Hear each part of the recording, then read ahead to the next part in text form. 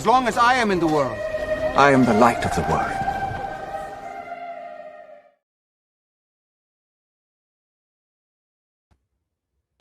All right. Hello, everybody. Welcome back. We are here with another live stream. For those who are new here, sorry. Welcome to this, where we. Okay. Anyways, I will do audio for right now. Just I'll probably have to switch over to my phone. But anyways, guys, we talk about anything and everything. I'm really excited to start this topic. For those who are not familiar, I have a dear and beloved brother of mine. We have the incredible Orthodox Philip. You guys might have seen him on Apocalypse. Might have seen him on Gary Machuda's channel, along with Dr. David and William, and of course the iconic Gary himself. So, brother, thank you so much for being here. Thank you so much for taking the time to do this. I'm really excited to dive in and to start this. And yeah, just thank you so much for doing this. Yeah, thanks, Ari. Thanks for having me on. Really happy to be here and excited about this topic. Okay, and so before we start off, guys, I would love to start off with prayer. I'll have the brother lead us in prayer first, and then we'll get started up on the topics. And so if you guys have any follow-up questions for all my Protestant viewers, and for just anybody that's Orthodox, Catholic, if you guys have any follow-up questions about anything that we talk about, anything that we say, please feel free to put them in the chat, and we'll try to get to it. I ask that you guys be kind and respectful. If you guys start attacking my guest or myself, or start insulting, I will kick you out of the stream. But I mean, you're free to ask questions. Just be kind about it. Be respectful. And yeah, so let's get started. Brother, why don't you go ahead and lead us into prayer? Sounds good. In the name of the Father, and of the Son, and the Holy Spirit. Amen. Lord, thank you for this opportunity to gather together in this video and talk about these topics.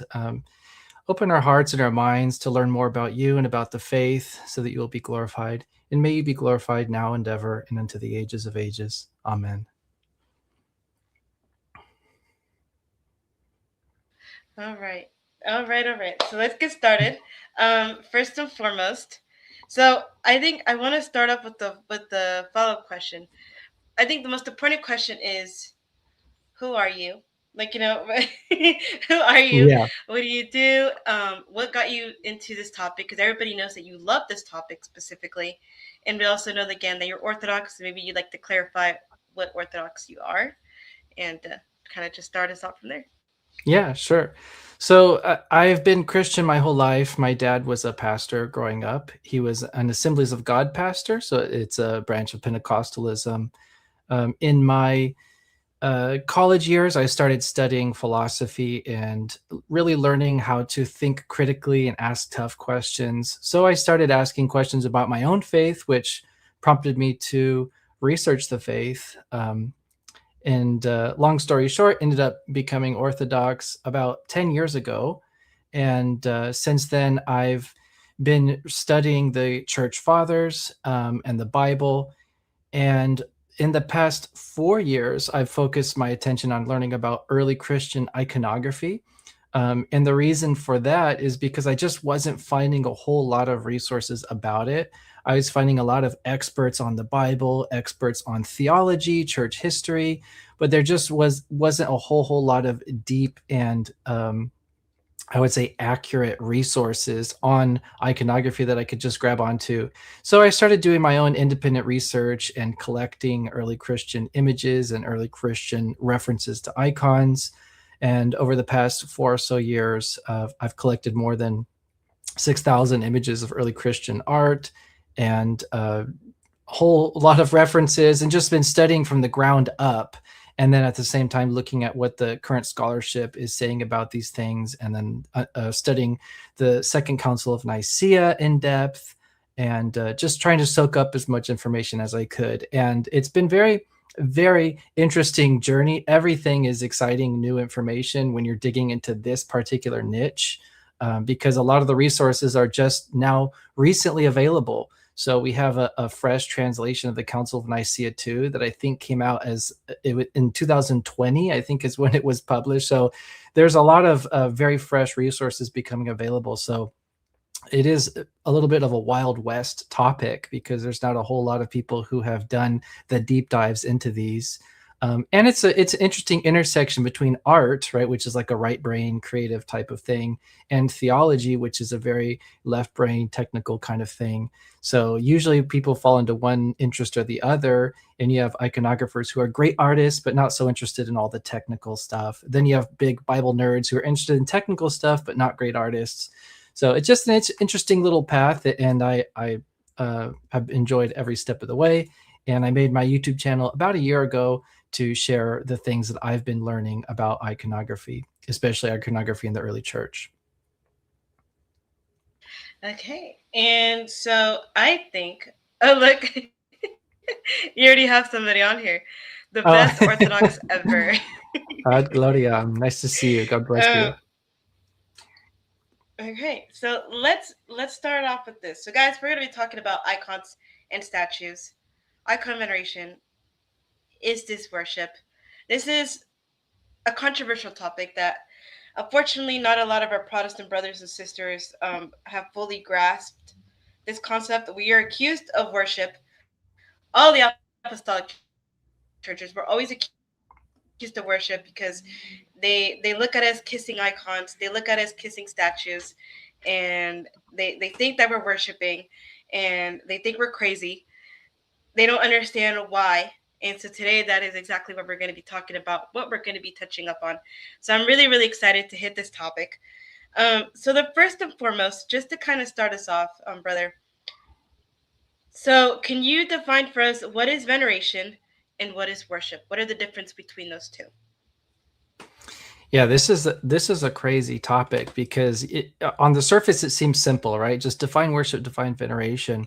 But we have to keep in mind that the Bible wasn't written in English, and the authorities on this topic, like the Seventh Ecumenical Council, St. John of Damascus, St. Theodore the Studite, were not writing in English. They were writing in Koine Greek, and the Bible was written in Koine Greek and Hebrew.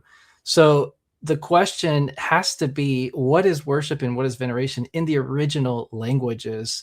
And that's where it gets very interesting, because you find out quickly that there's not a one-to-one correlation between the word worship and any Hebrew or Greek word. There's no word that means exactly what we mean when we say worship. Same with veneration. There's no word that exactly means one-to-one what veneration means.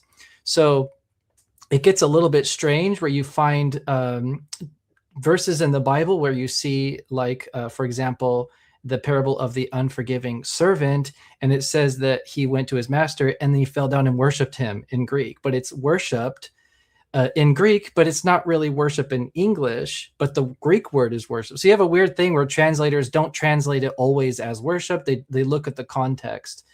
So long story short, you look at the Greek and you realize, okay, the word behind worship and veneration is actually the same word, which is crazy. It's proskinesis or proskineo. And on the surface, that might seem like, wow, that looks like if you give proskineo to an icon, you're worshiping it because proskineo means worship.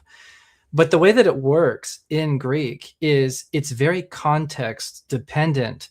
So if you are doing proskineo with the intention of giving worship to a god, then it's worship. But if you're giving proskineo to a person with the intention of honoring them, then it's not worship. It's not forbidden. And the Bible actually shows both usages of this word, both in Hebrew and Greek.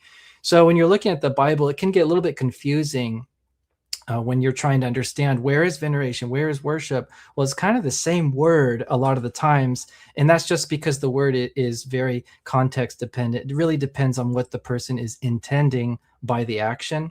And at its most core definition, it just means to bow or to prostrate oneself. So when the fathers of the Seventh Ecumenical Council were talking about veneration of the saints and veneration of icons, they didn't have a word like veneration that was general. They were very specific, talking about bowing down or honoring. They would use a little bit different vocabulary. So I would say worship in English is divine service to God alone. Veneration is an act of the body which expresses honor.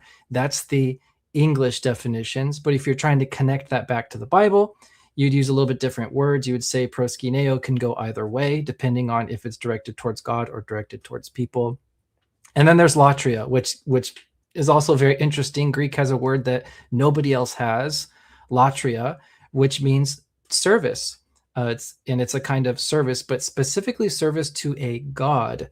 So you have this word in Greek, which can distinguish very clearly between the kind of proskineo of latria, what the fathers called latrias proskinisis. It's the kind of bowing to a divine being, like God, out of divine service to that God. And then they had a different kind of proskineo they called timitiki proskinesis, which is an honorific kind. So anyways, that's a very, very brief overview of the linguistic differences. But essentially, you're talking about actions of the body.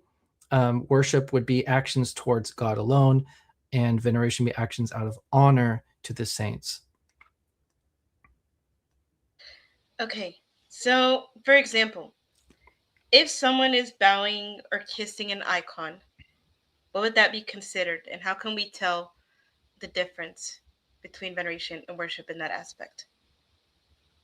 Yeah, this is where studying the biblical language of honor and worship is really important, because you find out that there really is no linguistic distinction between these two things. The distinction is in the intention of the person doing it. Yes, exactly. Adglerim nailed it. It's in the intention of the person doing it. So, for example, in the book of Genesis, Moses sees Jethro, and what he does is it says that he does worship, but it's the Hebrew word for falling down and bowing, prostrating, and kisses him. So obviously, Moses is not worshiping Jethro as a god, but you see the exact same words used towards God as worship.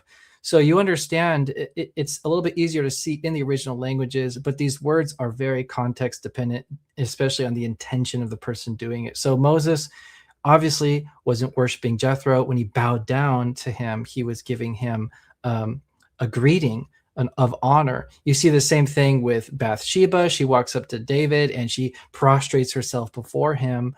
Obviously, she doesn't believe that he's a god. And by the way, English translations often translate this as pay homage, something like this, because even the English translators recognize in Protestant translations that this is an honorific gesture. So I think that's in 2 Kings. Anyways, I don't have the reference, but it's in 2 Kings, and she basically Bathsheba does this act of worship, but it's not worship, it's an honorific bowing. So yes, the intention really distinguishes that. So you might not see it on the surface, right? Like maybe someone's bowing before an image or an icon, and someone's looking from the outside saying, oh, they're worshiping that thing. But you can't possibly know that because you don't know what's in their heart, right? So I think it's pretty difficult to point fingers at somebody and say, you're worshiping that. Well, if they don't believe that that object is a god, it can't be worship by definition, because worship and veneration are distinguished by the intention of the person doing it. We have a great question. It says, so could we say that bowing before a saint is like a respectful bow before a royal, whereas before God it is an act of absolute submission? Yes, that sounds really accurate to me. Yeah, when you bow towards really we're bowing to the saint. We're not bowing to the object itself. We're bowing to the saint out of respect for that saint. And it's different than when we bow before God. We're expressing submission to him. We're expressing that latria, which means we serve you as a god, right? It's very different in your heart. You're saying, okay, you are God, I am your subject, and I'm bowing in submission to you as my God. Very different than you look at a saint and you bow in honor. Now, by the way, very interesting, the Greek word for honor is the same word for value. Sometimes you'll see it translated as price, which is very interesting, but it gives you a more clear meaning of what it means to honor the saints. Is it's sort of like a high price, like a high value that you're placing on this person.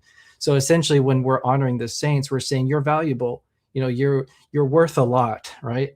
Very different than bowing in submission to a god. But you can see that the distinction really is in the intention of the person doing it. Okay, and so my next one would be, so we know in the Bible we see that, because I know a lot of Protestants like to bring up the graven image the graven image Bible verse. That's the one that everybody likes to use, saying that, like, you know, this is why you guys can't have icons and statues. Like, it's just, you know, you guys shouldn't really have any of that stuff. So what would your response be to the Protestants who like to go into scripture and are like, well, these verses all say that we shouldn't be doing all of this? And then we could also, I've heard some even use the fact that, like, for example, I forgot who it was.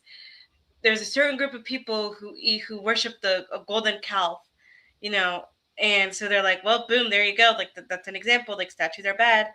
So, you know, case closed, Orthodox, Catholics. Like, so what would you say to all that? Yeah, so there's a misunderstanding that happens on what idolatry is.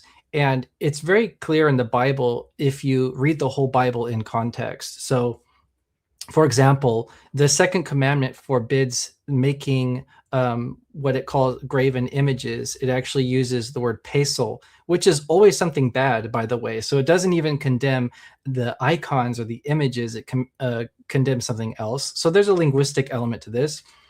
But if you look later in the Bible, you see that the Israelites are condemned for worshiping the stars, right? The stars in the sky. And stars are not images. They're not likenesses. They're something in nature. But it says that they broke God's commandment. So you have an interesting situation where, okay, if the commandment is to not worship statues or graven images, then why were they condemned for worshiping the stars? Well, because there's a more fundamental principle behind that commandment that was the point the whole time, which is you should not worship the creation, you should worship the creator, right? So that's the underlying principle. So it's not really about the image at all or the bodily gesture at all. But if you read the commandment in the context of the whole Bible, you'll see that the principle of idolatry is you're giving to a creature what belongs to God alone, which is that admission of divine service that belongs only to God. So that's how I would understand that. The second commandment needs to be interpreted properly. And again, check that Hebrew, check the Greek of the Septuagint. They'll help you interpret it. The word there is pesel. It's not image. It's not condemning images like what we call icons. And it says, do not bow down, do not serve them. So it is telling you, you know, what it means is don't serve these images as if they were gods. But of course, icon veneration, what is it? We're actually honoring the person. We're not serving the object. We're not even honoring the object itself. We believe that the honor passes to the person who's depicted in the image. So it's totally different. It's a different object with a different intention. And it really becomes night and day when you start to understand the whole Bible in context.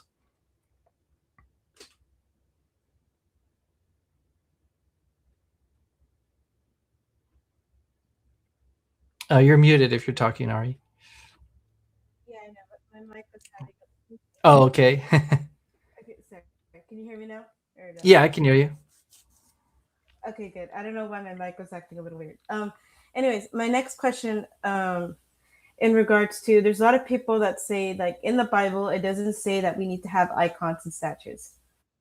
So, like, why are Catholics and Orthodox, like, why are we doing that? And then I guess, and this will kind of tie into my next question, which would also be, is there evidence in the Old Testament, in the New Testament, where it talks about icon veneration or statues or anything like that, in a positive light, where this will help maybe the Protestant viewers that are watching this?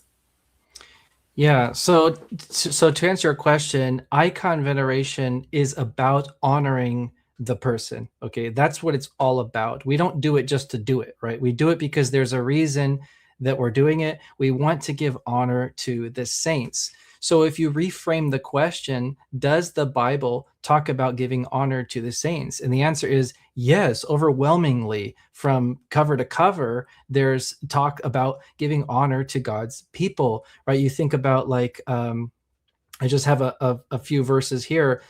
Psalm 15:4 says, the righteous man honors those who fear the Lord. Romans 13:7, render honor to whom honor is due, right? So this is a biblical commandment to honor God's righteous saints. And the Bible talks very highly of the saints. It calls them his friends, his sons, his brothers, partakers of his divine nature. Psalm 16:3, God delights in his saints. God crowns them. He appoints them as judges, rulers, and they're worthy of honor for their faith and their righteousness. All of this is biblical, right out of the Bible. So the question is, okay, I should honor them. How do I do that? Well, you do that through veneration of icons, right? It gives you a physical object by which you can express that honor to them. So icon veneration is in biblical obedience. It just gives us a way to express that biblical obedience. Because if you don't have it, you don't have icons, you don't venerate saints, there's no way to really live out that honor to those saints. Now, it's very important to realize they're alive in heaven. So even though their bodies are buried somewhere, we believe they're alive. So they are currently in this moment worthy of honor because they are alive. And it's very important. By the way, God himself honors the saints, the Bible tells us.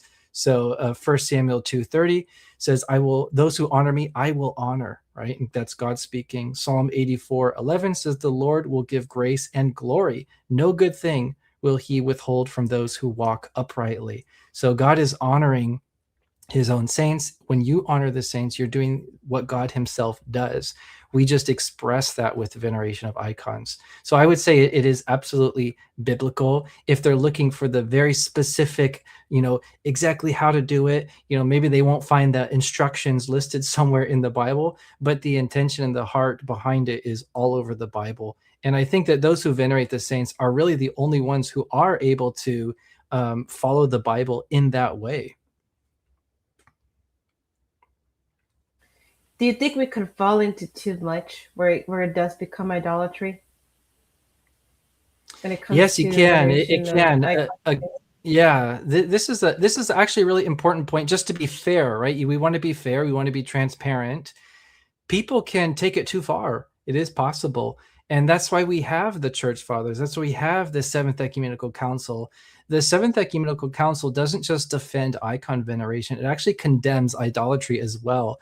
So you can think about like it sets guide rails down the bowling alley, right? So it's like you have one side barrier, like don't cross this line too far, but on the other extreme, don't cross this line too far. And it kind of draws out what the acceptable practices are for Christians.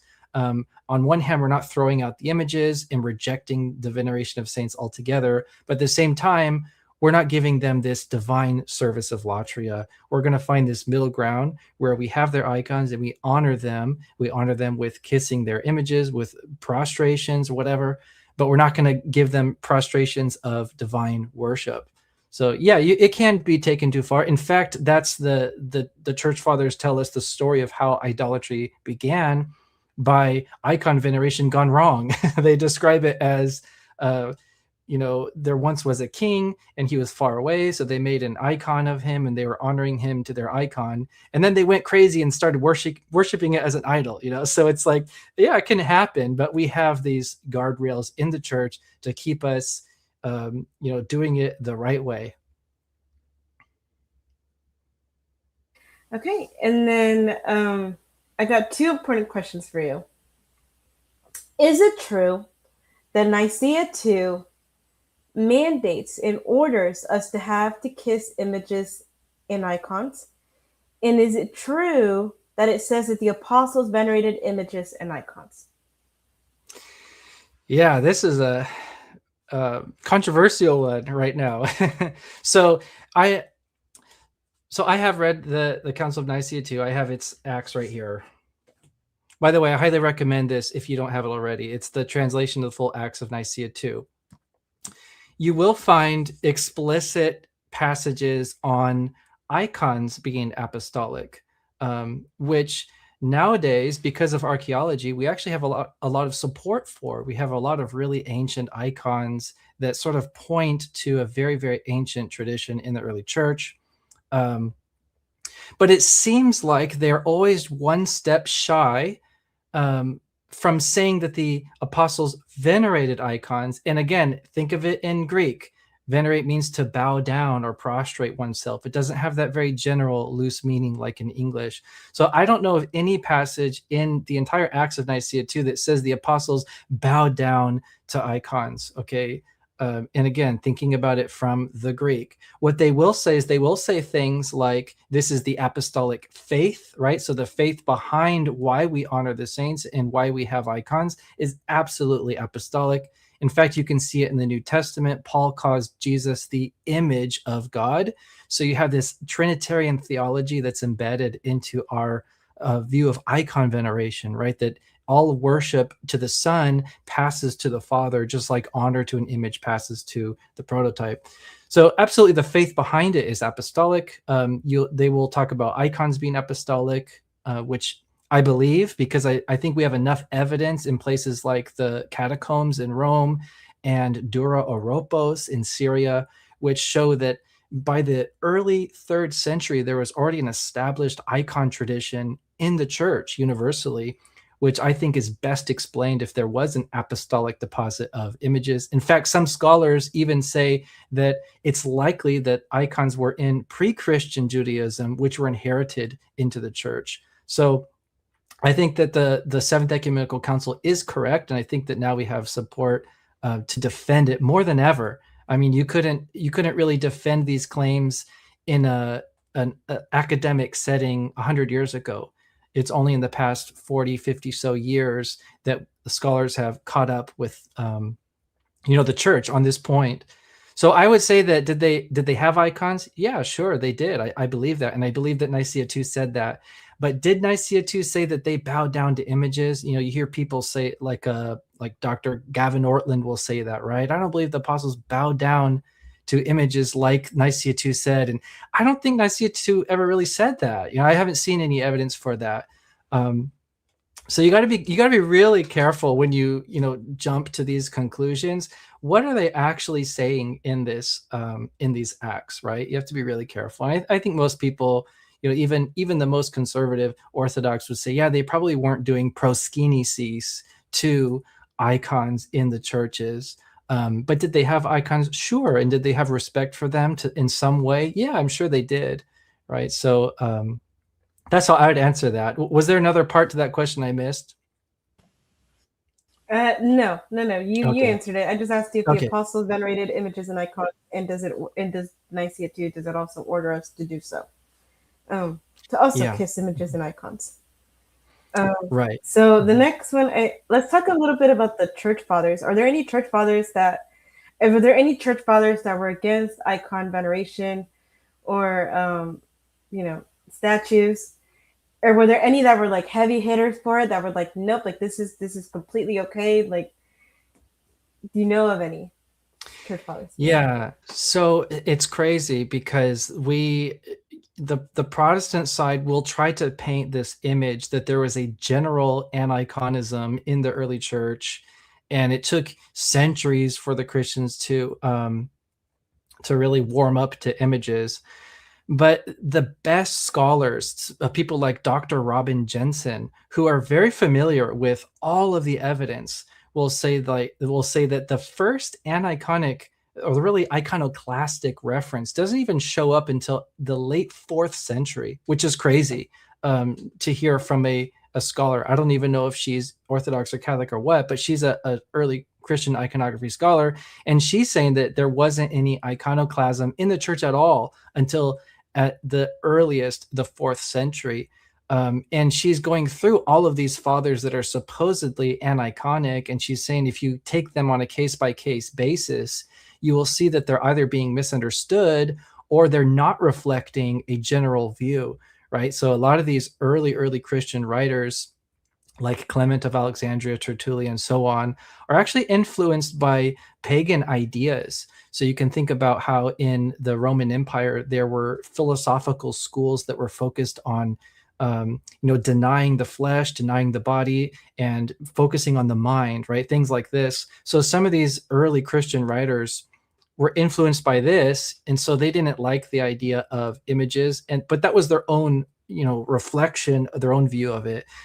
So I think that we need to be really careful when you're looking at these writers and sort of taking their opinion and painting it on the whole church, because the reason why the scholars today are doing that is because the archaeology is painting a completely different picture. It's showing that icons were everywhere as far as we can see. So the earliest Christian objects and sites that we have icons on them.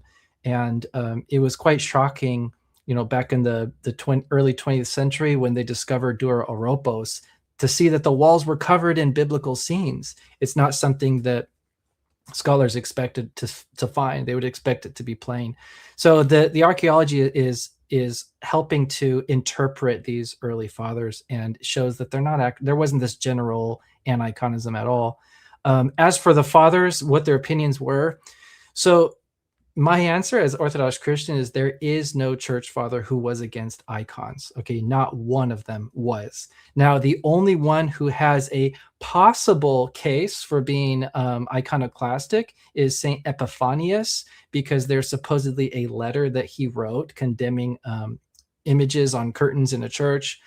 But that's the only work of his that seems to be iconoclastic. St. John of Damascus and St. Theodore the Studite both talk about St. Epiphanius. And St. John of Damascus is saying, well, his church is still there, like where he was, and they have icons everywhere in it. So if he was so aniconic, then why did his followers make icons of him? So he's sort of pointing out the historic issue with trying to make Epiphanius an iconoclast. It doesn't seem to fit with his own church, right? His own church doesn't have a legacy of iconoclasm. So I really question that letter, if it was by that Epiphanius or another Epiphanius, or if it was forged altogether. And then the other writers who you might, paint as being aniconic, let's say it's Eusebius, or let's say it's Tertullian or Clement of Alexandria, Origen, whatever. They aren't church fathers, in the fullest sense of the term, because they're not saints. And the church has recognized over the course of time that some of their teachings are errors. They're not correct about certain things. So, even if you did, and I don't grant this, by the way, but even if you did make a case that these early Christian writers were iconoclasts, it still wouldn't affect the church's official position, because the church has already rejected their opinions on certain matters. So that would be my 2 cents. But if you're reading like you can assume that Saint Athanasius, for example, had icons. In fact, he talks positively about images in his work on the Incarnation, and other fathers as well. They would have had a positive disposition towards images. And another question that I had, it might sound a little weird, but but I've heard this. It's been somewhat like also another thing that people say that it's not appropriate to do. So I've heard that some Orthodox, they are against making icons or statues of God the Father. What is your opinion on that? Yeah, so this one's controversial even within the Orthodox community. So if you go to, for example, Ukraine or Russia, you'll find icons of the Father in some of those churches. I've seen them before. And if we're being transparent, they weren't always there, right? So if you think about the time of the Second Council of Nicaea, they list off images that they have, that they're using. They say Christ, the saints, the angels. They never talk about images of the Father. However, later interpreters look at passages which seem to condemn images of the Father, and they're asking this question. They're saying, is this condemning an image of the person of the Father, or is this condemning, portraying the divine nature of the Father, right? So there's this sort of theological distinction that they're asking when interpreting some of these fathers who seem to be condemning icons of the Father. And then they look at this, the Ancient of Days prophecy in the Old Testament, and they're saying, well, that seems to be the Father, and he seems to have some kind of image, even if it's not really his form, his actual form. It's some kind of symbol or representation of him. So maybe we can make an icon of that. So you will see that sort of being the justification for images of the Father. And, if you want to work out all the technical details, technically it checks out, right? Because they're saying, I'm not actually making an image of the Father. I'm making a image of the Ancient of Days, which is a symbol of the Father, right? So it's like, okay, technically it checks out, because it was something that I think it was Ezekiel saw with his eyes. So if he saw it with his eyes, then it can be portrayed. And so, you kind of follow the logic and it checks out.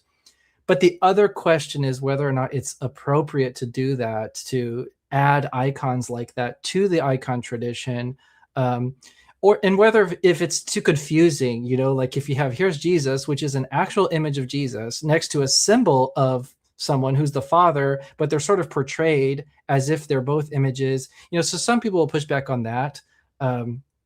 As for me personally, I would say just stick with a time-tested, tradition. I wouldn't add it personally, but would I go take communion in a church with an image of the Father on the ceiling? Of course, of course I would. So I'm not going to put like a blanket condemnation on everybody, but it's not something that I would recommend to do. Okay, that's very interesting because I always wanted to ask an Orthodox that question, so it's really cool that I get to have you on here and I get to do that. Yeah, my that was a next good one. is, yeah, thank you. My next one is, so I've noticed this, maybe I'm wrong. I've noticed that Orthodox, you guys seem to lean more towards icons than statues. Is there a reason why? Yeah, so there are Orthodox statues which exist. There's even one in Serbia that's at a monastery that gets veneration. So is there a principle against statues in the Orthodox Church? Probably not. We don't have like a condemnation of them. I have heard some arguments against them, but it sounds like these are people who are trying to find reasons to condemn them. I think the honest answer is statues are just not a part of the Eastern tradition.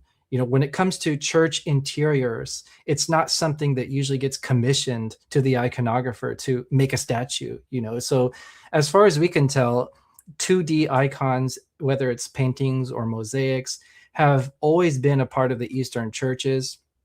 There is one reference in the Acts of Nicaea II where they talk about statues as being more of a pagan thing, but it doesn't outright condemn it. It just, I think there was a little bit of an aftertaste in the East of idolatry because the ancient Romans and Greeks worshipped statues in particular in their temples. So there probably was a little bit of a, aversion to statues that was lingering in the East, but there was never a formal condemnation of them. So on this one, I would say, for Orthodox Christians, find that middle ground of, we're not going to condemn them. I have one right here, actually. I got this when I was in Spain. This is a Virgin of Montserrat. And you can see this is a 3-dimensional statue. So I got to venerate this statue in person. But is it still Mary and Jesus? Yeah, it doesn't matter if it's 2D or 3D. It's still Mary and Jesus. It stands for the same people who I honor. So but then would I recommend putting them up in every single Orthodox church? No, I wouldn't, because we do have our tradition, right? We do have a kind of stability that we find in our tradition. But yeah, there's no like blanket condemnation of it. But I think that it just, for historic reasons, has not become a part of our Eastern tradition. Okay. Now, somebody did ask this earlier. They said, question, Protestants do accept iconography, maybe some. So how early is the evidence for iconodulia in the early church? Or if not early, why is that, and why would it still be apostolic? And then they also want to know, what is your favorite icon? Yeah, so as my approach to icon veneration in the early church is to approach it like, what is more likely, right? Because we don't have iconoclasm in the church fathers from the early church, right? We don't have like, St. Ignatius's work against images, right? Nothing like that exists. But at the same time, we don't have, St. Ignatius on the holy images, right, defending it. So there's a lot of silence on both sides when you're looking at the earliest days of the church. But that doesn't mean that we're completely without evidence. We have plenty of evidence in archaeology and what we know about Greco-Roman culture at the time. So you will see there's a really cool quote by Tertullian. I'll read it to you because I think it's very important. One second here. So in his work Against Marcion, he says this, and he's writing in the late 2nd century, early 3rd century. He says, "For no man will love the picture of his wife without taking care of it and honoring it and crowning it. The likeness partakes with the reality in the privileged honor." Okay, so he's reporting this supposedly really obvious normal thing, which was to crown and honor images of wives, right? So this is, we know a similar practice was happening with images of kings. We have Methodius of Olympus from the third, early 4th century. He says the images of our kings, even though they are not formed of more precious materials, gold or silver, are honored by all. And this is a Christian writer. These are both Christian writers, by the way. So they're reporting that everybody is honoring images of the king. What man isn't honoring images of his wife? So you get these reports, you know, as it comes up in conversation, that it's normal to show honor and love by honoring images of people who you love and people who you respect. So when I'm looking at, you know, the early churches, okay, are they Greco-Roman people? Yeah, they are. And what did Greco-Roman people do? They honored through images. So I think the evidence that's there leans heavily in favor of a very, very early practice of icon veneration.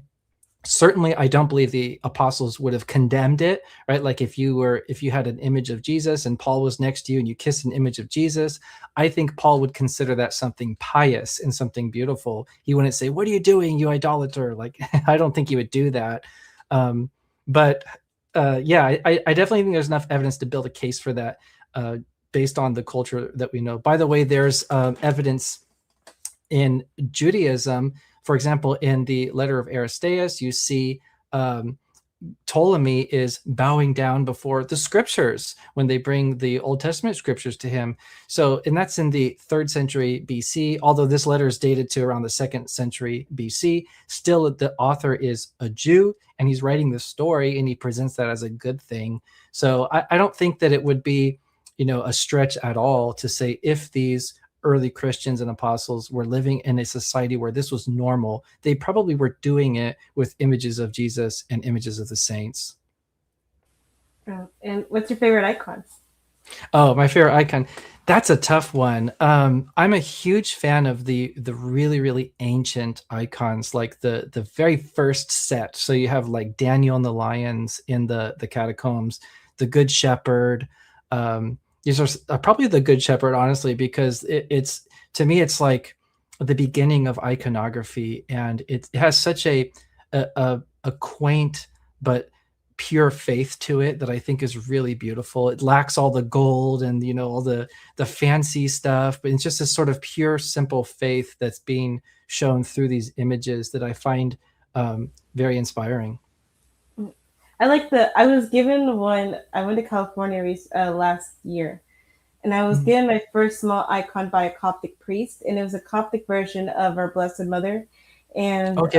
and of Jesus. Oh my goodness, I cried because it was so beautiful. It's so Yes. small, so cute, and I'm pretty sure it's similar to the one that you have back there, but it's just the Coptic. Okay. Yeah. And, oh my God. Yeah, that's beautiful. Yeah, Coptics have their own style that's developed. It's very beautiful.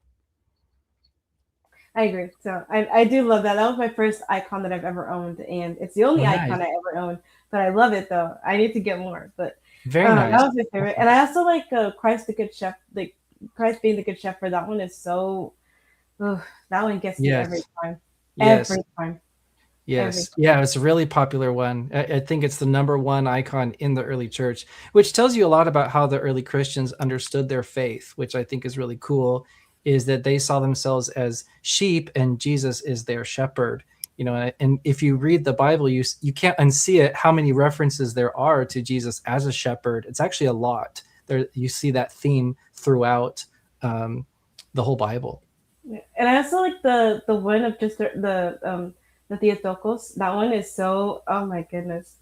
That one Yeah. is so beautiful. Like every single time I see it, like my mouth just drops and I'm just like, wow. Like, Yes, man. yes, absolutely. Yeah, that's definitely one of the most popular for a reason. It's has our whole gospel message in one image, essentially. Yeah. Do you like our blessed Theotokos? Just I know your answer, but you know, Of course, yeah, of absolutely. course, No, right? there's no way around it. I mean, if you're a Christian, I don't see how you can't. I don't see how you cannot love her, right? I Yeah. mean, crazy.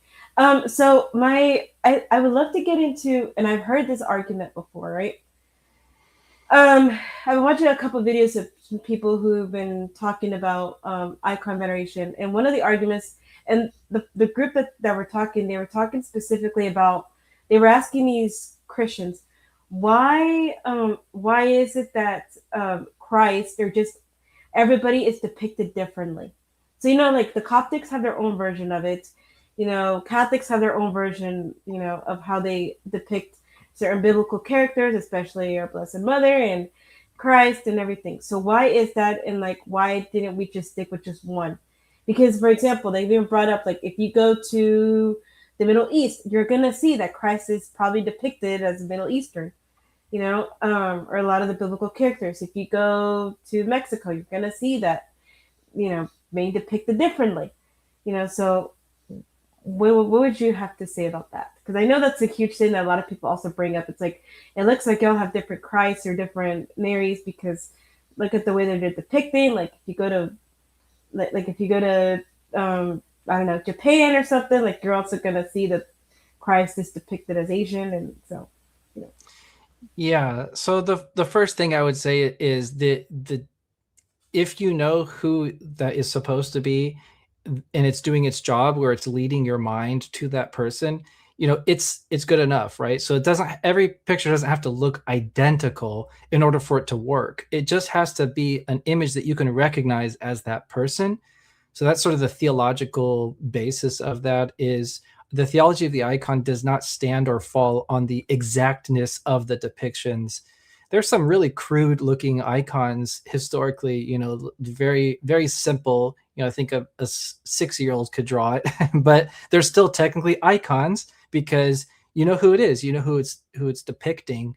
And icons always have the names by the person anyway. So if you don't recognize it because the artist is not very good, or maybe it's a saint you're not familiar with, you can know their identity.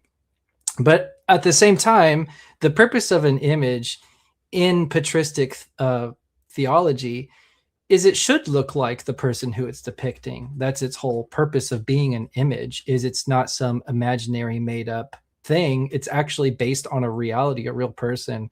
So there is a value to maintaining what the fathers call a likeness in the transmission line of icons. And I would say for the first 1500 years of church history, it was very stable. Jesus looked like Jesus everywhere. Like you could travel anywhere and recognize him immediately. Mary looked basically the same. The variations were on the artist's skill, techniques, the medium, something like that. But you could see they were all going for the same image. They were trying to portray the same person in different places, different ways.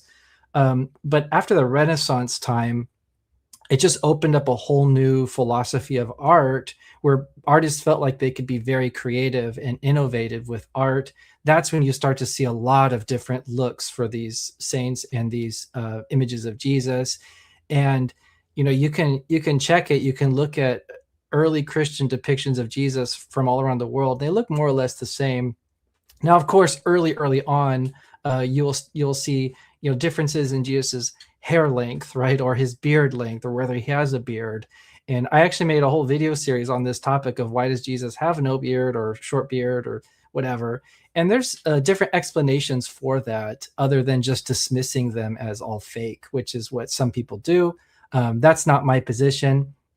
My position is that Jesus changed his hair, and these represent different periods in his life. That's my theory on it. But I have videos on that if you're interested in that topic. So I would say that the icons do the best job of all the art schools out there of preserving those likenesses. So if you look at traditional Western, traditional Coptic, traditional Byzantine icons of Jesus, they're all going to more or less look the same. So he's not going to be too radically different. But yeah, you'll find a lot of crazy stuff in art nowadays. So I would just say, consider the source. Is this a really creative person who's making it up, or is this somebody who's grounded in the tradition of the church? Because I know, like, because I've also heard the argument that it's a lot of people seem to think it's disrespectful when you're trying to change like Christ's, color, or like trying to make him seem completely different. So I guess this maybe will lead it to my next question, which would be: do you believe that that somewhere out there there is, or do we have an actual like depiction of what Christ actually looked like? Do you believe there is someone out there, like, or there's something out there that's like, you know what, this is probably the closest that we have to what actually Jesus looked like? Or do you believe that it's just up for interpretation, like everybody else? Yeah. So studying the early Christian iconography of Jesus is very interesting. And again, I would recommend Dr. Robin Jensen's works on this because she really explores this topic in particular. But one of the theories is if you look at the early Christian art, it's very interesting because when Jesus is being shown during his ministry years, so he's healing the paralytic, he's healing the woman with an issue of blood, raising Lazarus, from those ministry years, his look is very stable. He has short hair, no beard. But as soon as you start seeing images of him in heaven, in glory, images of his passion, suddenly he has a beard and long hair. And so the Dr. Robin Jensen explored the idea that, well, maybe these aren't different artists' conceptions. Maybe there was an understanding that Jesus grew out his beard throughout his ministry years, or grew out his hair.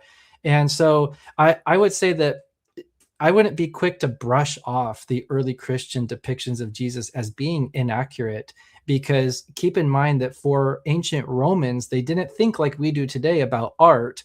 Art was a tool. It was a trade. It was something that you used to record history, to record likenesses of heroes. It wasn't a self-expressive hobby like it is today. It actually had a purpose in their culture to preserve history. So I would not put it past the early Christians at all that they were actually being very intentional with how they were depicting Jesus, in that, yep, we believe this is exactly how he looked. And if the Seventh Ecumenical Council is right, that the apostles, one of the apostles provided these images or descriptions of Jesus, that there could be some truth in them. Okay, and then so going back to what we were talking about earlier about how the intention is what matters. It's like that's what determines whether we're worshiping or whether we're practicing veneration. So my next one to be is, if intention is what separates veneration from idolatry, worship in this case, how do you guard against self-deception? Yeah, I would say it's as black and white as this one question. The thing that you're bowing to, what is that to you? Is it a god or is it not a god, right? I think it's that clear, right? So in your own heart, you'll know right away if you think that thing is a god.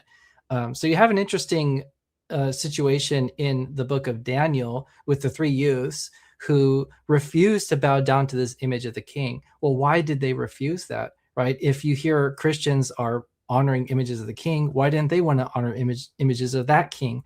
Well, in context, that king believed himself to be divine, right? So if the king is saying bow down to my image as a god, because I'm a god, then that obviously crosses the line into something that we don't want to do. So I think you'll know in your heart very clearly if you think this is an icon, it's a beautiful picture of a saint, and you love that saint, and so you bow before it.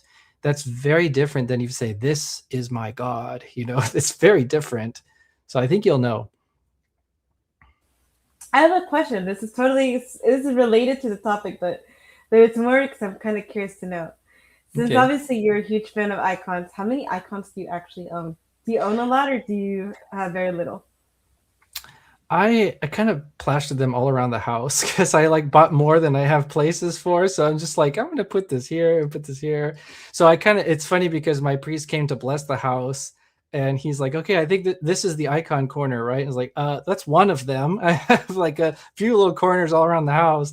So I I don't know why I have so many. I just kind of collect them.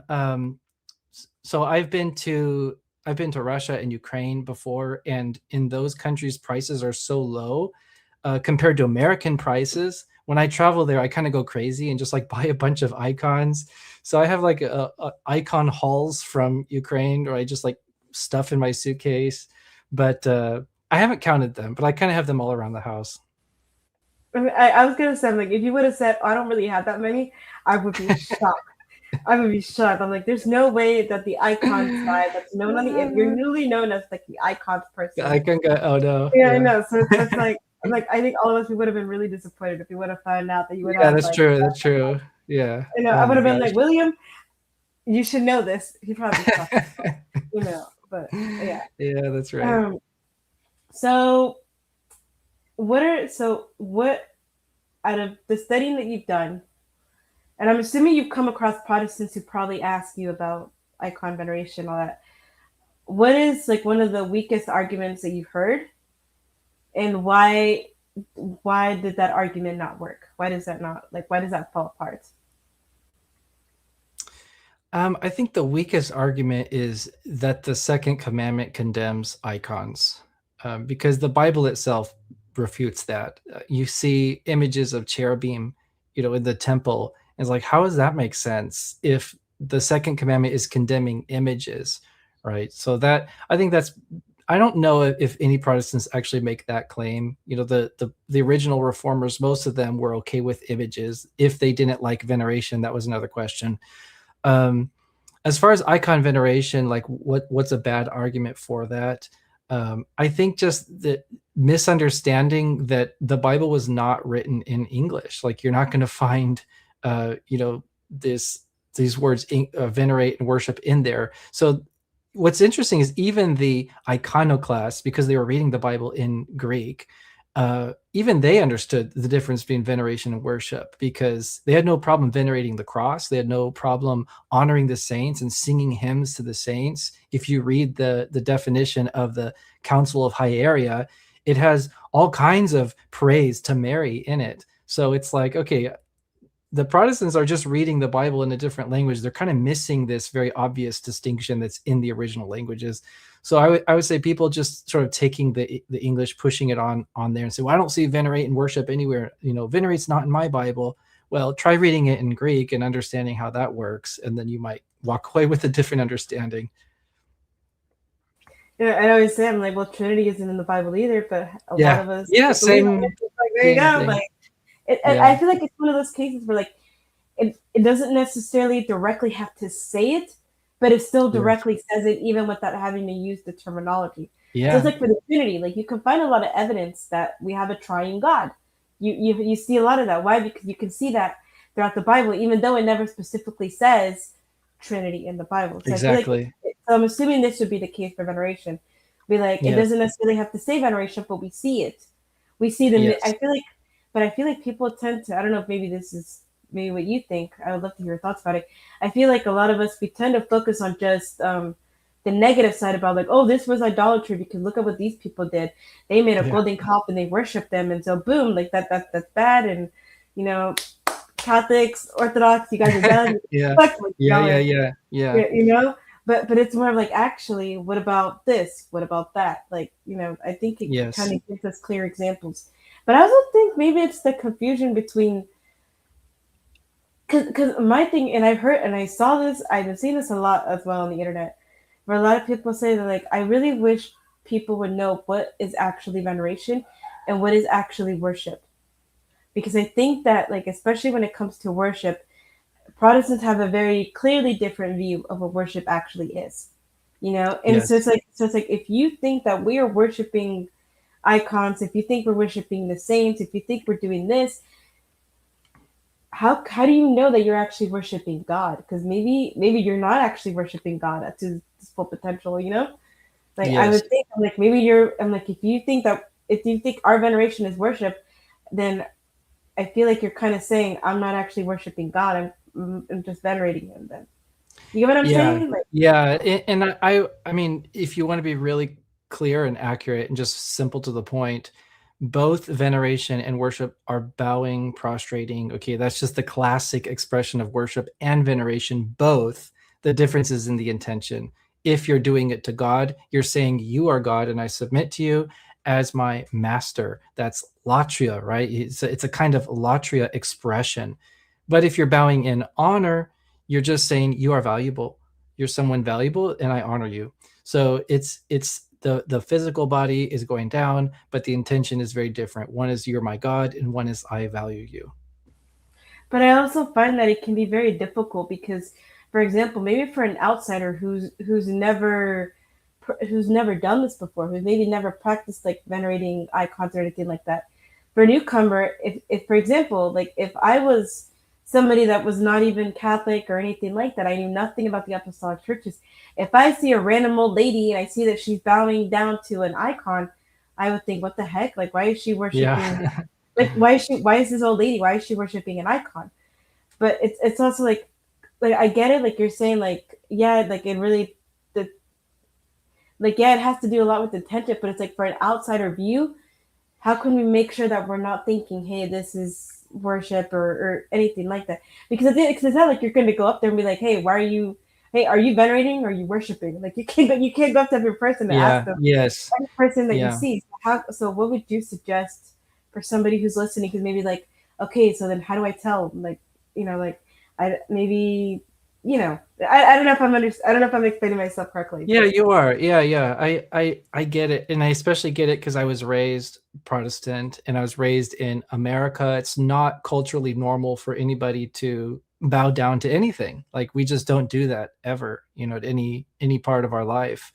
Um, but it's also important to keep in mind that again, the Bible wasn't written in America. It wasn't written in 21st century California. It was written in a time when it was normal to bow down as an expression of honor. In fact, it seems like most of human history that was normal to do. You see Moses doing it. You see Abraham doing it. You see Bathsheba doing it. You see a lot of the Old Testament people are doing it. Even New Testament people are doing it.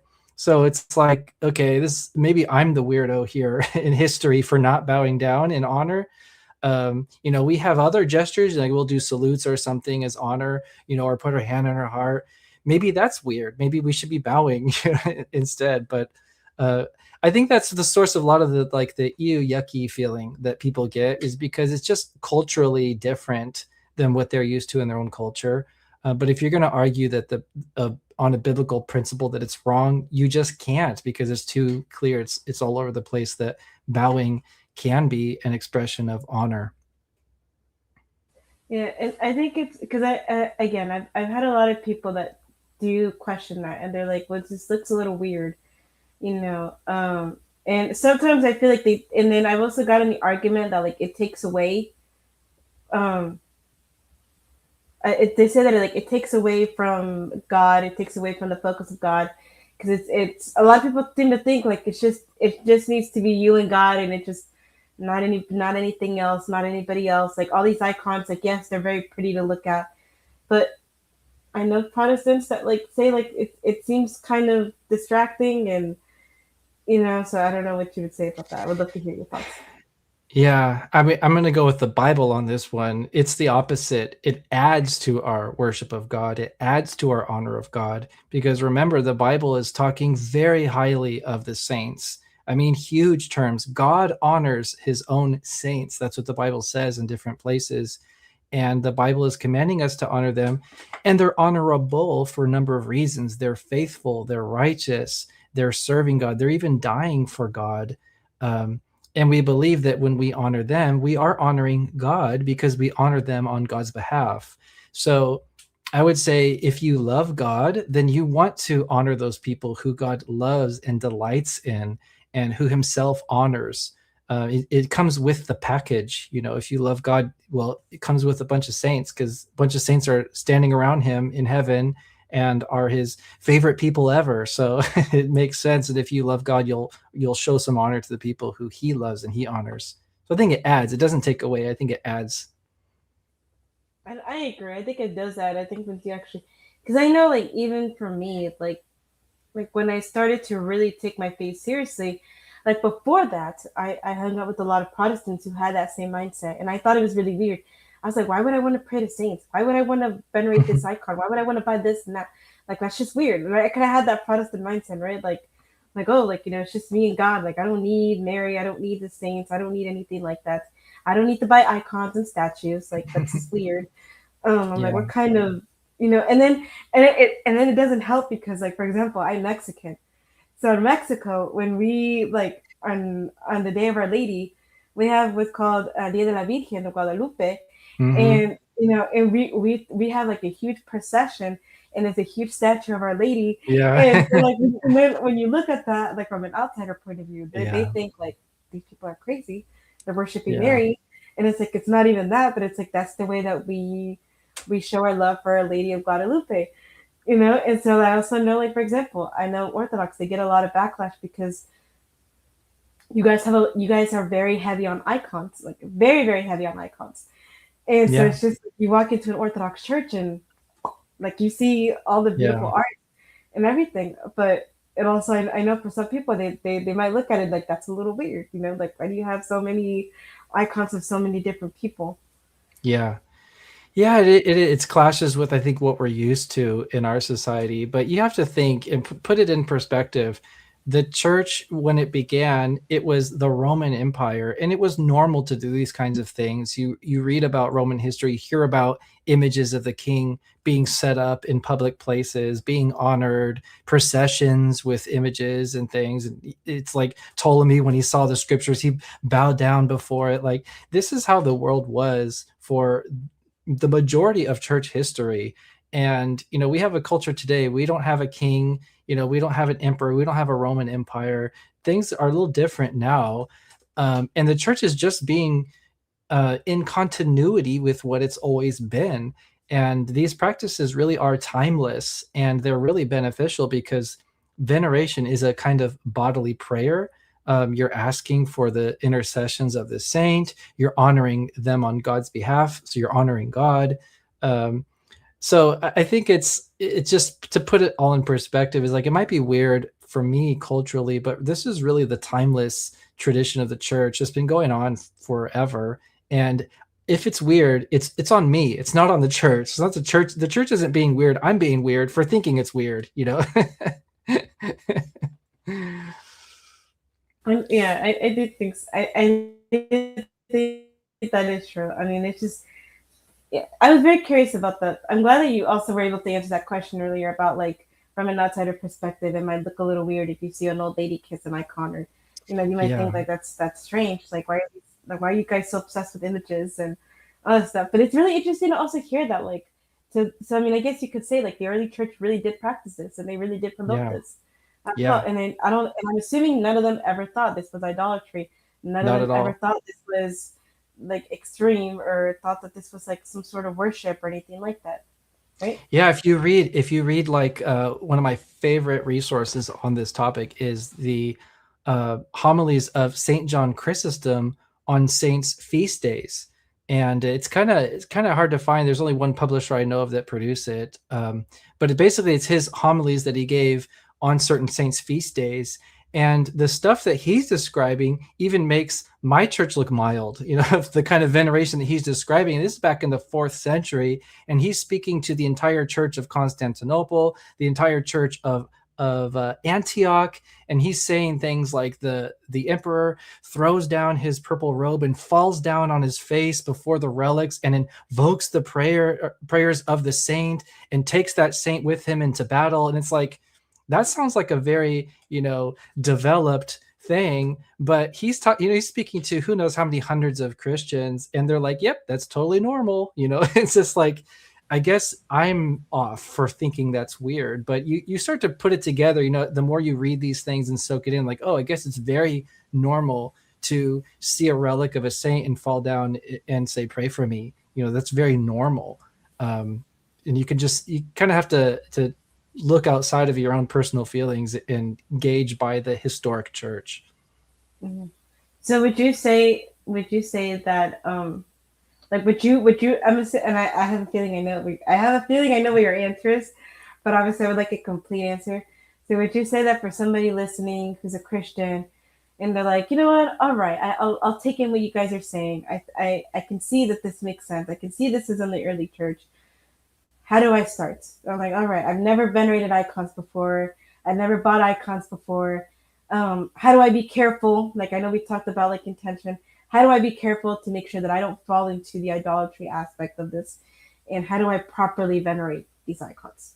What advice would you give to somebody who's listening who maybe Yeah, is so in our church they make it real easy. The second you walk in the door, there's an icon right in front. So you walk in, the first thing you see is an icon. So if you come into an Orthodox church or an Eastern Catholic church, I'm sure it's the same. You can see an icon there and you can kiss it. Right? That's the most basic form of expressing this honor to the saint, is you kiss them, just like how Moses kissed Jethro when he saw him, as a form of greeting and of honor. But even if they don't have that at your church, you can take any icon and kiss it. And customarily you kiss the hand of the saint, because you can imagine if that saint was there in person, you would take their hand and kiss it, right? Like as a form of honorific greeting. So you could just emulate that same thing with the exact same intention, because remember, they're alive, they're in heaven. You're not kissing something dead. You're kissing this hand, of someone who's alive, and the honor passes to that person, the living person. So I would say just start with the basics, right? Kiss the hand of a saint, of any icon of a saint that you see. You can do a small bow. You don't have to fall down on your face, in front of it. So people might look at you weird if you do that. But yeah, just start very, very mild. But, in your heart, just keep it very simple. Say, I honor you. Please pray for me. Just say that small prayer, in your heart, in your mind. If it's like, let's say it's St. Basil or something, say, St. Basil, pray for me, kiss his hand. And that's it. It doesn't have to be anything crazier than that. I know, for example, like I know there's a lot of like at my church we have several statues. So obviously, like we do icons as well, but we're more of a statue kind of church. Right. And so we have one of Our Lady of Guadalupe right at the entrance of the church. And so we also have holy water that's nearby. So I know a lot of them, they'll go in, they'll do the sign of the cross, but they'll also do the sign of the cross in front of our Blessed Virgin Mother, and they will kiss her as well. And Yeah. and so it's just like a habit. Like, and so I guess, because I've also noticed this, like with Orthodox, from what I've seen, it's like every single time you guys see an icon, I always see like the amount of reverence that you guys hold for these icons. Like it doesn't matter. Like I'm not even kidding. Like I went into an Orthodox church last year. It was my first time ever going to one. I went to an Orthodox church, and like just the way that my friend, because he's Orthodox, the way that every single time we'd stop, because his church was full of icons, but they also had like certain things up on the altar that had icons like nearby. And so he would go by, he would kneel, he would do the sign of the cross, and he would kiss it. And then not even like 5 seconds later, he was doing the exact same thing to another icon that was nearby. And I'm like, dude, are you going to do that for every? I didn't understand it. Like, are you going to do that for like every single icon? But it looks like a lot of Orthodox people do that. So is that like, I don't know if it's like a habit or what. So I don't know if it can be kind of. Yeah, some do more than others. The one thing I've seen consistent in different Orthodox churches from different Orthodox jurisdictions is there's usually one icon somewhere that's for the feast day or the saint's day. Let's say it just happens to be, the feast day of the three hierarchs, right? St. John Chrysostom, St. Basil, St. Gregory the Theologian. There'll be an icon of the three hierarchs somewhere, whether it's in the front or the middle or somewhere. And then everybody, as they come in, will greet that icon, and then go to their place. That's sort of the basic, the minimum. Another really common tradition is there's usually something to put candles in, one on the right, one on the left. And then the one on the left will have an icon in front of it of Mary and Jesus. The one on the right will have an icon of Jesus. And you can just put a candle on those things. So a lot of people will do those three things. They'll come in, they'll greet the icon of the feast day. They'll put a candle here. They might put a candle there. Some people do more. They'll go, find a saint that, maybe they want that particular saint's intercessions for some reason. Maybe it's their patron saint or a patron saint of a loved one or whatever. Then they'll put a candle there. But I don't see anyone going around the room venerating every single icon in the church. They'll be there for a while. He wasn't doing it to every single one of them, but I Okay. know because I think they had about like three huge ones, two huge ones actually, and so I saw that he was just trying to show reverence because they were near like the altar and Okay. everything. So I'm assuming that's why he did it, but still, I Yeah. just thought it was like, man, I was like, I'm like, I don't even go to that level, man. Yeah. You know what I'm Well, saying? again, it's the idea is that you're greeting this saint, right? So like you see it again and again in the Bible when you encounter somebody, like even Paul says this, greet one another with a holy kiss. He says that multiple times. So it's like when you encounter the image of this saint, you greet them with a holy kiss. So it actually is very biblical. So yeah, I would say it's just that simple. You walk into church, hey, it's Saint Basil, nice to see you. Please pray for me. And that's it. Okay. Yeah. Yeah. It's very interesting. And so is there anything that you would like to add that maybe you wish people knew about icon veneration and statues? Maybe something that we didn't cover today that you're like, you know what, I really hope people really kind of hammer down these certain points, or just anything that you would want to say.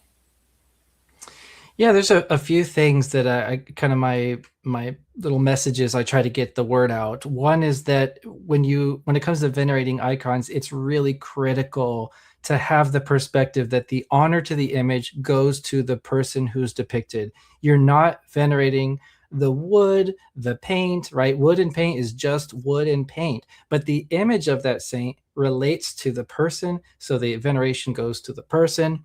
Um, I think that just having that idea that, okay, I'm venerating the person, not the object, just drill that in your head, because that's for one, it's Trinitarian, right? We don't have three different worships for three different gods. We have one worship for one God. So worship to the Father, or worship to the Son is worship to the Father because it passes from the image to the prototype. So anyways, what was that? Was that a question from William? Hey, William, good to see you. Yeah, God bless you. you know him.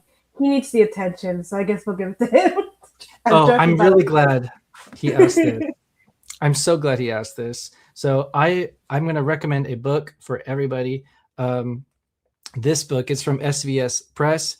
This is called Three Treatises on the Divine Images by Saint John of Damascus. And I would say he's the number one father on images. He was quoted by name mentioned by name at the Seventh Ecumenical Council, so he's ecumenically approved. He's a Catholic saint. He's an Orthodox saint, and he really has just good arguments theologically, biblically, patristically, and time tested. The church has always relied on his writings, and they still hold water today, I think. So this would be a great starter, very solid. My answer would be St. John of Damascus. If you want more, you can always get St. Theodore the Studite. This is from Newman Press, who's also a great father on icons. He was actually I believe he was a martyr from the iconoclasts. So St. Theodore the Studite, also a Catholic saint and a Orthodox saint as well. This goes really deep into the theology, philosophy of icon veneration. Excellent resource. And then, all else fails, you've got the whole Council of Nicaea II. It's pretty thick, but if you want to know the full teaching of the church on this, Nicaea II. And then one more, I thought that this would be a great one to recommend for people who are getting into this for the first time and just want a very, I don't know if introductory is the right word. It's just covering a lot of bases. This is an excellent book. This is called Praying with Icons.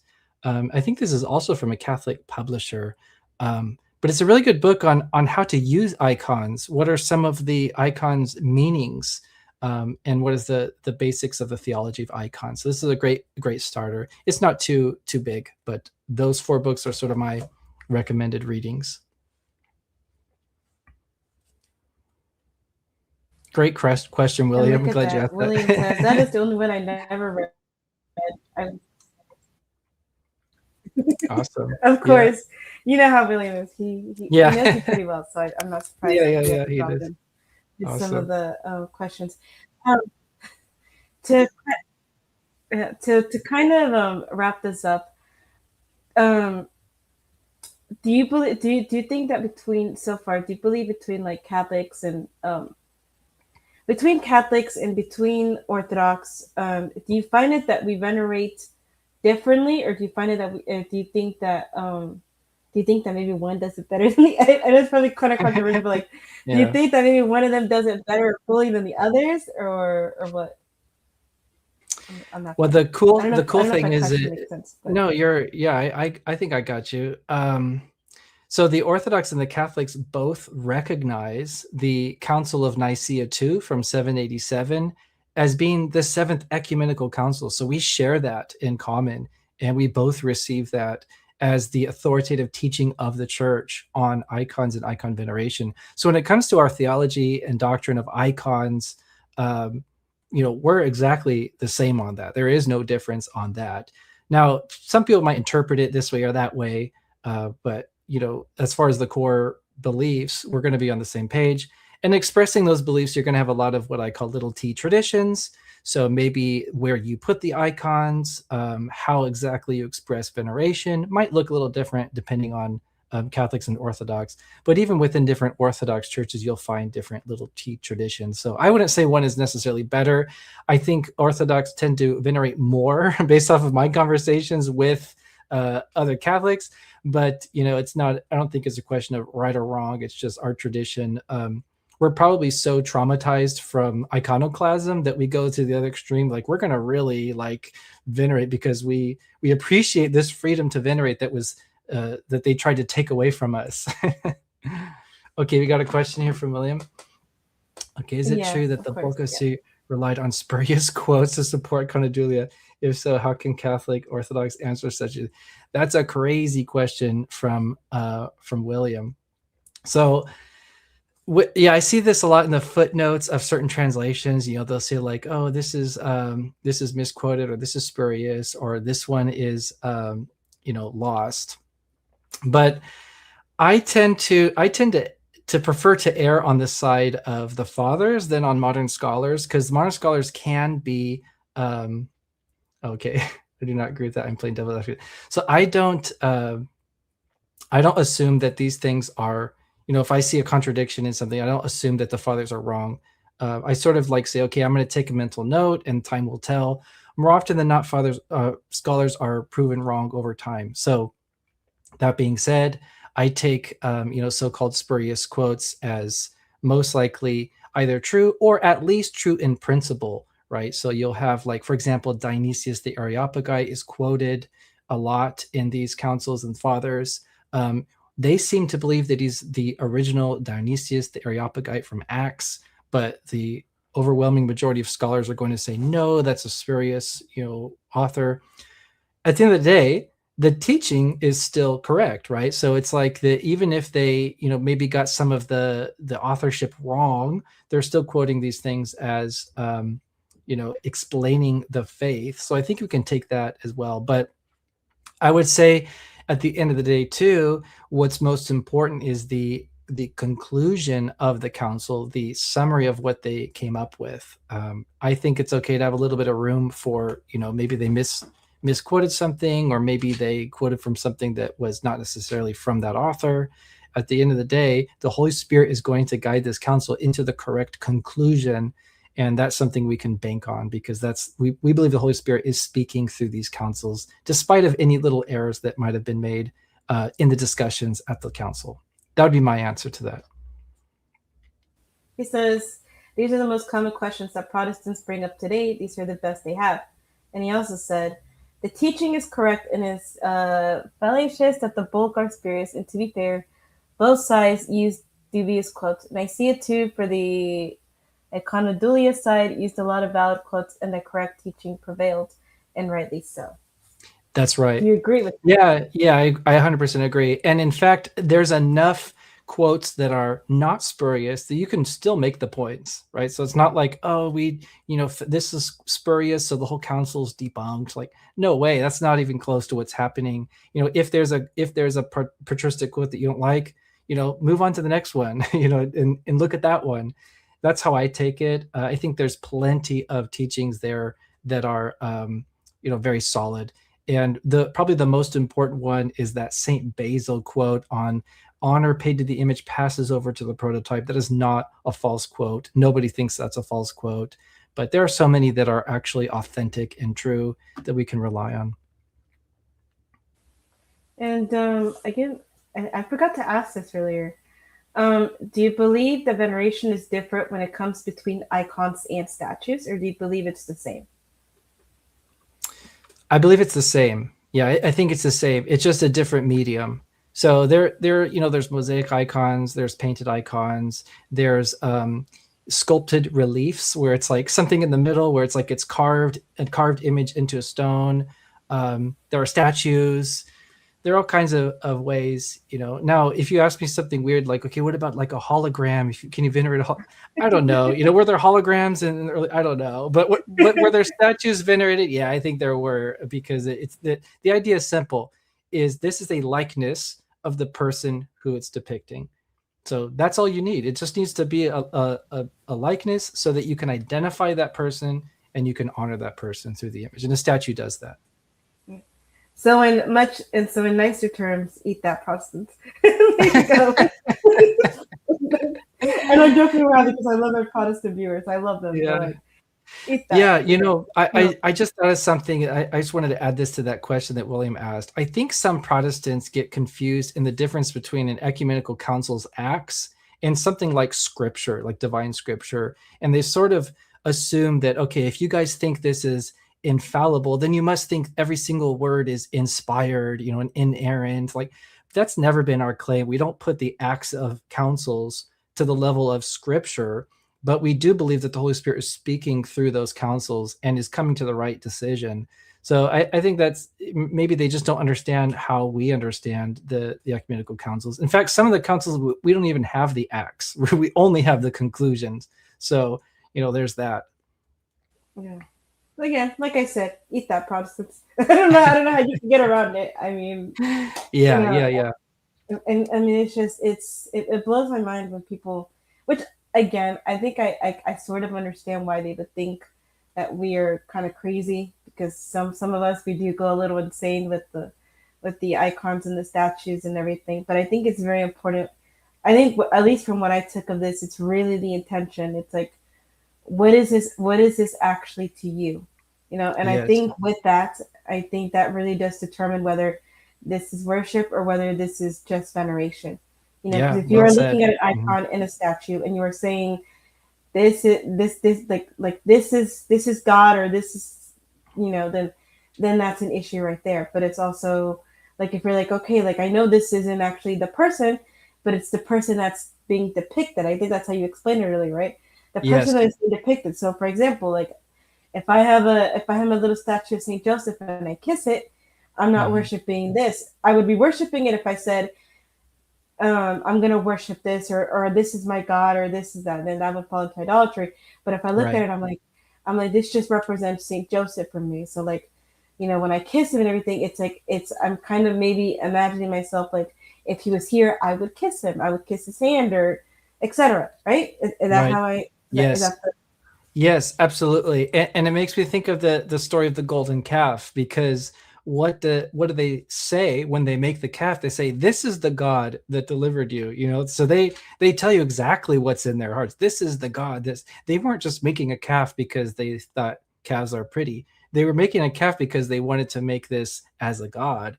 So there you have a nice biblical example of what real idolatry looks like. But nobody has ever said, none of our fathers or councils of anyone have ever said that an icon is a god, not even close. But we have said repeatedly that they're not gods. So, I think it's pretty clear, pretty different. Oh, AB asked a really good question.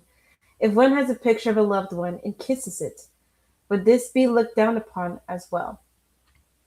No, not at all. Yeah, it's exact same thing, right? So it's exact same essence. In fact, that's how all icon veneration started, is, the people loved the saints. So they did what was natural for them to do. They kissed it, they set it up, and they bowed to it. And it just came very natural to people who loved Christ and loved the saints. So it's very natural to do it with people who you love as well. If you have family members, pets, whatever, you can kiss those images. Oh, I didn't know that actually. That's a really good question. Never thought about that. Like, so, Yeah, so, yeah. but where would that fall into? Would that fall into more of like veneration because you're respecting, like you're showing respect to the person, or would that like, because I don't know. I guess Yeah, that'd be I think that in fact a lot of people use this example, right? It's like if I have a image of my wife and I kiss it, like it's the same thing with the icon. I've heard a lot of priests explain it this way. And so it's essentially the same thing that we're doing when we venerate a saint, is we're saying, I love this saint. And you say, well, why should I love this saint? Well, because God loves this saint, right? So why wouldn't you? But you especially love this saint if you know this saint's story. So I've learned just over the years that the more you love God, the more you love his saints, because they love God. And our common love of God draws us together to love each other. So it's this love of the saints is really an overflow of our love for God. So yeah, same with your family. If you love your family, you kiss their image, that's fine. Um, yeah, I'd say it's so totally so fine. like so like so like in between like family members, I guess in this case. So you said like this does fall into veneration. So but we're not going to be having the same veneration as if you would if it were a picture of a saint, right? Because you're not technically, because let's say for example you kiss a picture of your wife, you're showing respect because she's your wife, and it's not necessarily like you're saying, oh, pray for me, or not like how you would to Yeah. a saint, Mhm. right? Right. Yeah, yeah, of course. So yeah, you probably was, I mean, if your wife is somewhere, you can just call her and say, "Hey, can you pray for me?" You don't need to, ask by venerating her image.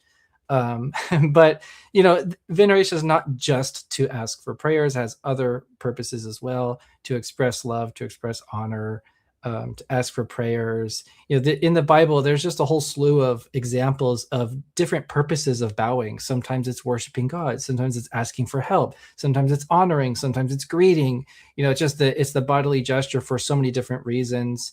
Same with kissing, similar situations. So having an image of somebody you love, give it a kiss, could be an expression of love.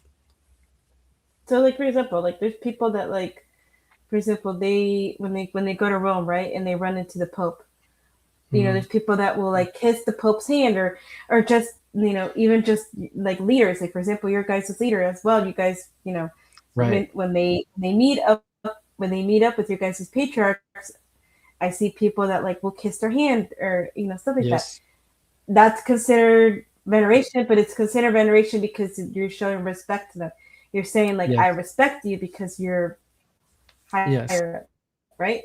If that Yes, makes sense. and in Greek, there's a nice Okay. word for it. It's a spasome. All This right. idea of greeting. So, in fact, in the Orthodox Church, when you encounter a priest, an Orthodox priest, it's customary to put your hands like this and to say, "Father bless," and then he blesses you like this, or like this, and then he gives you his hand. You can kiss it. So we have this tradition, of honoring people that we greet with a kiss. It's still going on, just like it was in Paul's time. Okay, awesome. Yeah, and I think this will wrap up our session. Awesome. Wow, this I learned a lot. I'm I'm so glad. happy Yeah. that I got to have you on here. I learned a lot about this. Thank you for having me. Yeah, I this don't has know. been This fun. makes me want to look. Yeah, I am. Yeah. I'm very happy. But again, this was a topic that I never touched on before. And man, it's really you made it a really fun for me to learn about this, and now I I'm want to glad. kind of want to dive deeper into it. Yeah, do it. So You'll thank enjoy it. you. It's fun. Yeah. Yeah, absolutely. Anytime. And I had a lot of fun. Thank you for having me on. And thank you for all the good questions. Yeah, everyone Thank you. asked Thank you good so much for questions. Yeah. being. Thank you. Yeah, thank you guys so much for watching. Thank you again, brother, for coming on here, taking the time to do this, and answer all our questions. And for those who are new here, for those who don't know who he is, please go and check out his channel, watch his stuff, show him some love. He makes some really great content. I love it. I watched his videos. I think they're really good. I'll make sure to link it down in the description down below so you guys know where to find him. Is there anything else that you kind of want to end this up with, or anything that you want to say? just to kind of conclude this. Yeah, thanks for having me on. I love this topic, and I was really happy when you reached out about it.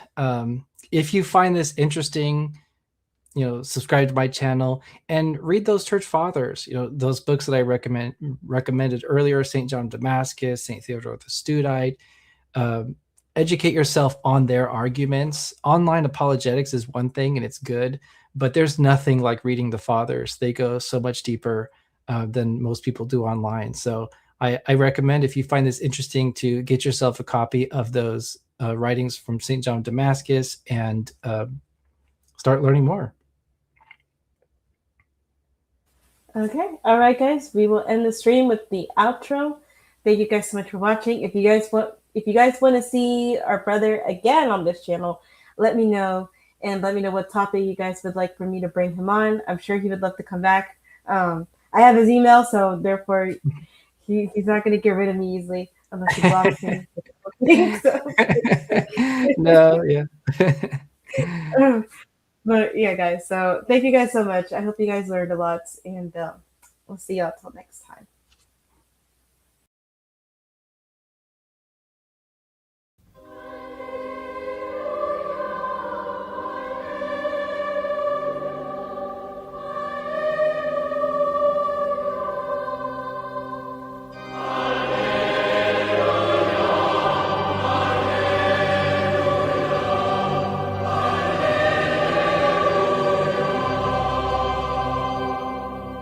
But as long as I am in the world, I am the light of the world.